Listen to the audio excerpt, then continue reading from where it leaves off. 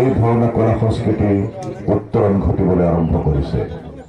এই দৃশ্যকে ফলগত কৰি মাজুলীৰ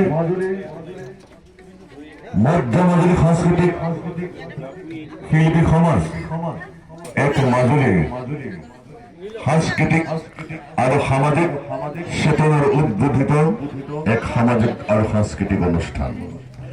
2014 চনত প্ৰতিষ্ঠা হোৱা মধ্য মাজুলী এই শিল্পী সমাজে অন্যান্য অসমীয়া কলা সংস্কৃতিৰ লগত বিশেষভাৱে গুৰুত্ব প্ৰদান কৰি আহিছে আধ্যাত্মিকতাৰ ওপৰত।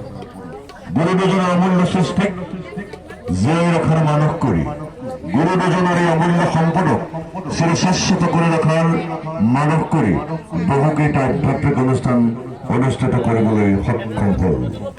লগতে শংকৰ উৎসৱৰ দৰে অনুষ্ঠান